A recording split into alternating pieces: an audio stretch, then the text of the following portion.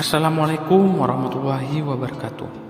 Para sahabat channel YouTube Berkah 3 Menit yang dirahmati Allah Subhanahu wa taala. Syukur alhamdulillah kita masih bisa berjumpa lagi di channel Berkah 3 Menit ini. Channel inspirasi Islam dan keutamaan dalam beramal. Sholawat dan salam tetap tercurahkan kepada junjungan Nabi besar kita, Nabi Muhammad SAW. Allahumma sholli ala Muhammad wa ala alihi sayyidina wa maulana Muhammad. Besar harapan dan doa saya, semoga saudaraku semua selalu diberikan kesehatan, dimurahkan rezekinya dan dipanjangkan umurnya. Amin amin ya rabbal alamin. Sahabat beriman yang dirahmati Allah Subhanahu wa taala, perlu kita ketahui, Rasulullah tidak pernah azan seumur hidupnya. Ini yang terjadi jika Nabi Muhammad SAW ada. Pernahkah kalian bertanya, kenapa Nabi Muhammad SAW tidak pernah azan meski hanya sekali? Azan merupakan syariat yang disyariatkan Nabi Muhammad SAW kepada kita. Azan adalah amalan yang sangat agung sekali, dan Nabi Muhammad SAW memiliki 4 muadzin sepanjang sejarah hidupnya. 3 di kota Madinah dan 1 di kota Mekah. Adapun di kota Madinah terbagi 2 masjid. Pertama Masjid Quba, yang kedua Masjid Nabawi. Sementara di Mekah ada Masjidil Haram.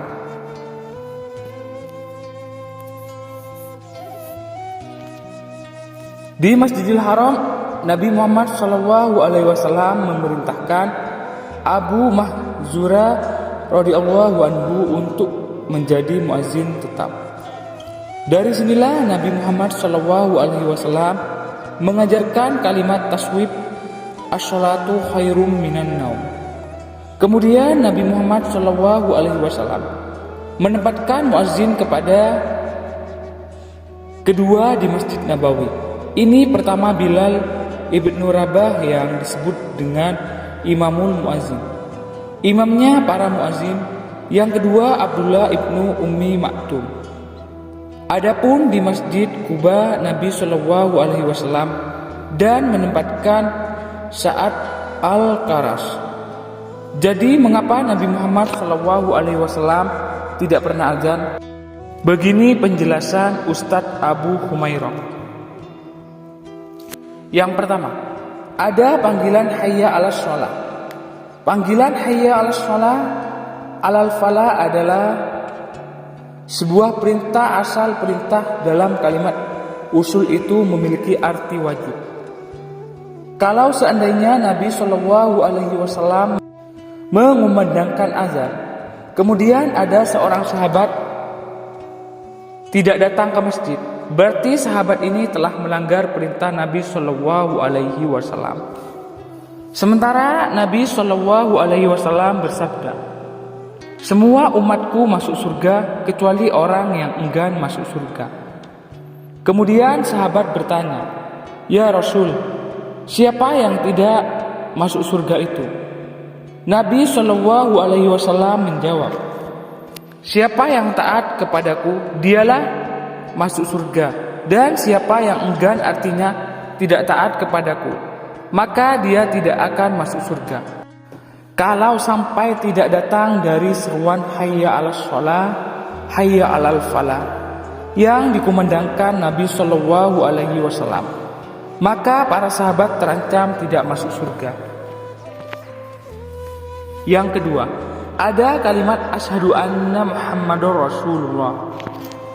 Nabi Muhammad SAW diutus Allah Subhanahu wa taala untuk menyuruh manusia.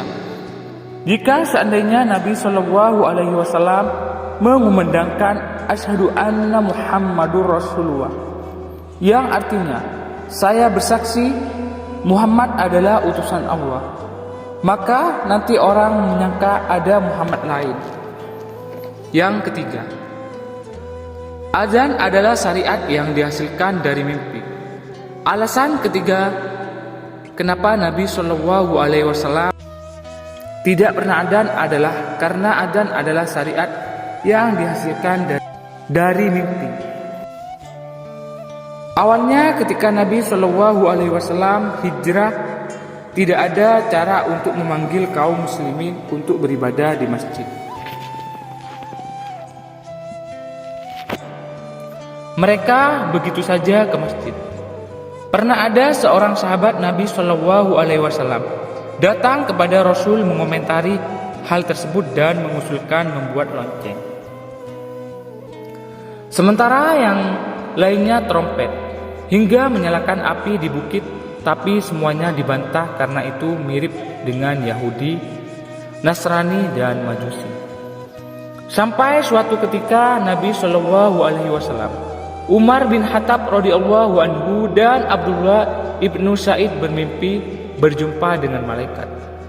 Dalam mimpinya tersebut, mereka diajarkan lafaz adzan yang tidak kenal hingga hari ini.